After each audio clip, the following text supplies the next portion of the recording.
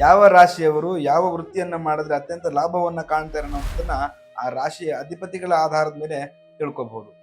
ನಿಮ್ಮ ರಾಶಿಗೆ ಯಾವ ಒಂದು ವೃತ್ತಿ ಸೂಕ್ತ ಅನ್ನೋದನ್ನ ತಿಳ್ಕೊಬೇಕು ಅನ್ನೋ ಕುತೂಹಲ ನಿಮಗಿತ್ತು ಅಂತಂದ್ರೆ ಈ ಕೂಡಲೇ ಈ ಒಂದು ವಿಡಿಯೋನ ಪೂರ್ಣ ಪ್ರಮಾಣದಲ್ಲಿ ನೋಡಿ ಮತ್ತು ಇಷ್ಟ ಆದ್ರೆ ಪೇಜ್ನ ಫಾಲೋ ಮಾಡಿ, ಲೈಕ್ ಮಾಡಿ, ಆದಷ್ಟು ಈ ಒಂದು ವಿಡಿಯೋನ ಶೇರ್ ಮಾಡ್ತಾ ಬನ್ನಿ. ಮೊದಲಿಗೆ ಸಿಂಹ ರಾಶಿ ಅಂತ ಬಂದಾಗ ಸಿಂಹ ರಾಶಿಗೆ ಅಧಿಪತಿ ಆಗಿರ್ತಕ್ಕಂಥದ್ದು ರವಿಗ್ರಹ. ರವಿಗ್ರಹ ಅಂತಂದ್ರೆ ಈ ಅಧಿಕಾರವನ್ನು ಮಾಡ್ತಕ್ಕಂಥದ್ದಾಗಿರ್ಬೋದು, ಸಿನಿಮಾ ಕ್ಷೇತ್ರಗಳಾಗಿರ್ಬೋದು, ಸಾಹಿತ್ಯ ಕ್ಷೇತ್ರಗಳಾಗಿರ್ಬೋದು, ರಾಜಕೀಯ ಕ್ಷೇತ್ರಗಳಾಗಿರ್ಬೋದು, ನಂತರವಾಗಿ ವೈದ್ಯಕೀಯ ಕ್ಷೇತ್ರಗಳಿಗೆ ಈ ಒಂದು ಸಿಂಹ ರಾಶಿ ತುಂಬಾ ಸೂಕ್ತದಾಯಕವಾಗಿರ್ತಕ್ಕಂಥ ಒಂದು ಬಿಸ್ನೆಸ್ ಆಗಿರುವಂಥದ್ದು. ನಂತರವಾಗಿ ಕಟಕ ರಾಶಿ ಅಂತ ಬಂದಾಗ ಚಂದ್ರ ಅಧಿಪತಿ ಆಗ್ತಕ್ಕಂಥದ್ದು ವ್ಯವಸಾಯ ಮಾಡ್ತಕ್ಕಂಥದ್ದಾಗಿರ್ಬೋದು, ಬಟ್ಟೆ ವ್ಯಾಪಾರ ಮಾಡ್ತಕ್ಕಂಥದ್ದಾಗಿರ್ಬೋದು, ಮತ್ತು ಹಾಲಿನ ವ್ಯಾಪಾರ ಮತ್ತು ದ್ರವರೂಪದ ವ್ಯಾಪಾರಗಳನ್ನ ಮಾಡುವಂಥದ್ದು ಸೂಕ್ತವಾಗಿರ್ತಕ್ಕಂಥದ್ದು. ನಂತರ ಮೇಷ ಮತ್ತು ವೃಶ್ಚಿಕ ರಾಶಿಗೆ ಕುಜ ಅಧಿಪತಿ ಆಗ್ತಕ್ಕಂಥದ್ದು ಆಡಳಿತವನ್ನ ಮಾಡುವಂತ ಒಂದು ಉದ್ಯೋಗಗಳನ್ನಾಗಿರ್ಬೋದು ಅಥವಾ ಅಡ್ವೆಂಚರಸ್ ಫೀಲ್ಡ್ ಅಲ್ಲಿ ನೀವು ಒಂದು ಕೆಲಸವನ್ನ ಮಾಡಬಹುದು. ಇನ್ನು ಮಿಥುನ ಮತ್ತು ಕನ್ಯಾ ರಾಶಿ ಅಂತ ಬಂದಾಗ ಬುಧಾಧಿಪತಿ ಆಗುತ್ತೆ. ಅಂಥವ್ರು ಏನ್ ಮಾಡ್ತೀರಿ, ಟೈಪಿಸ್ಟ್ಗಳಾಗಿರ್ಬೋದು, ವ್ಯಾಪಾರ ಮಾಡ್ತಕ್ಕಂಥದ್ದಾಗಿರ್ಬೋದು, ಈ ಬ್ರೋಕರ್ ಕೆಲಸ ಮಾಡುವಂತಕ್ಕಂಥ ಒಂದು ಉದ್ಯೋಗಗಳೇನಿದೆ ಈ ಎರಡು ರಾಶಿಗೆ ಬಹಳ ಸೂಕ್ತವಾಗಿರ್ತಕ್ಕಂಥದ್ದು.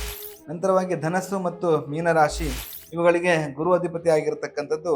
ಸೊ ಗುರುವಿನ ನೇಚರ್ ಏನಂತಂದ್ರೆ ಒಂದು ಟೀಚರ್ ಆಗುವಂತದ್ದಾಗಿರ್ಬೋದು, ಧಾರ್ಮಿಕ ಸಂಸ್ಥೆಗಳಲ್ಲಿ ಉದ್ಯೋಗವನ್ನ ನೀವು ಮಾಡ್ಕೊಂಡು ಹೋಗ್ಬೋದು, ಈ ದೇವಸ್ಥಾನದ ಆಡಳಿತ ವಿಚಾರಗಳಾಗಿರ್ಬೋದು, ಆ ತರದ ಒಂದು ಬಿಸ್ನೆಸ್ ಗಳನ್ನ ನೀವು ಮಾಡಬಹುದು. ವೃಷಭ ಮತ್ತು ತುಲಾ ರಾಶಿ ಅಂತ ಬಂದಾಗ ಶುಕ್ರ ಅಧಿಪತಿ ಆಗ್ತಾನೆ. ನೀವು ಸಿಂಗರ್ ಆಗ್ತಕ್ಕಂಥದ್ದಾಗಿರ್ಬೋದು, ಬೆಳ್ಳಿ ವ್ಯಾಪಾರ ಮಾಡ್ತಕ್ಕಂಥದ್ದು, ಸುಗಂಧ ದ್ರವ್ಯ ವ್ಯಾಪಾರಗಳಂದ್ರೆ ಪರ್ಫ್ಯೂಮ್ ಅನ್ನ ಮಾಡ್ತಕ್ಕಂಥದ್ದಾಗಿರ್ಬೋದು, ಅಥವಾ ಅಲಂಕಾರಿಕ ವಸ್ತುಗಳ ಉತ್ಪಾದನೆಯನ್ನ ಮಾಡ್ತಕ್ಕಂಥ ಒಂದು ಉದ್ಯೋಗ ಮಾಡೋದ್ರಿಂದ ಬಹಳ ಲಾಭವನ್ನ ಕಾಣ್ತಾ ಬರ್ತೀರಿ. ನಂತರವಾಗಿ ಮಕರ ಮತ್ತು ಕುಂಭ ರಾಶಿಗೆ ಶನಿ ಅಧಿಪತಿ ಆಗ್ತಕ್ಕಂಥದ್ದು ಈ ಫ್ಯಾಕ್ಟರಿ ಜಾಬ್ಗಳಾಗಿರ್ಬೋದು, ಈ ಶಿಲ್ಪಕಲೆಗಳಾಗಿರ್ಬೋದು, ತದನಂತರವಾಗಿ ಕಷ್ಟಪಡುವಂತ ಏನೇ ಹಾರ್ಡ್ ವರ್ಕ್ ಬಿಸ್ನೆಸ್ಗಳು ನಿಮಗೆ ತುಂಬಾ ಲಾಭವನ್ನ ತಂದುಕೊಡುತ್ತೆ. ಯಾರ ಜಾತಕದಲ್ಲಿ ರಾಹು ಜನನ ಕಾಲದಲ್ಲಿ ಸ್ಟ್ರಾಂಗ್ ಆಗಿರ್ತಾನೋ ಅವ್ರೇನ್ ಮಾಡ್ಬೇಕು ಅಂತಂದ್ರೆ ಚಿನ್ನದ ಕೆಲಸನೋ ಅಥವಾ ಚರ್ಮದ ವ್ಯಾಪಾರಗಳನ್ನ ಮಾಡೋದು ಬಹಳ ಒಳ್ಳೆಯದು. ನಂತರವಾಗಿ ಯಾರ ಜನ್ಮ ಜಾತಕದಲ್ಲಿ ಕೇತು ಸ್ಟ್ರಾಂಗ್ ಆಗಿರ್ತಾನೋ ಅವರು ಈ ಡಾಕ್ಟರ್ ಆಗಿರ್ಬೋದು, ಈ ಒಂದು ಜ್ಯೋತಿಷದ ವಿಚಾರಗಳ ಬಗ್ಗೆ ಸಂಬಂಧಪಟ್ಟಿದ್ದಾಗಿರ್ಬೋದು, ಮತ್ತು ನಾಟಕಕಾರನಾಗಿರ್ತಕ್ಕಂಥ ಉದ್ಯೋಗಗಳನ್ನ ಅವರು ಮಾಡಬಹುದು ತಮ್ಮ ಜೀವನದ ಒಂದು ಏಳಿಗೆಗಾಗಿ. ಇದಿಷ್ಟ ಆಗಿತ್ತು ಈ ಒಂದು ವಿಡಿಯೋ ಮಾಹಿತಿ ಆಗಿರುವಂಥದ್ದು.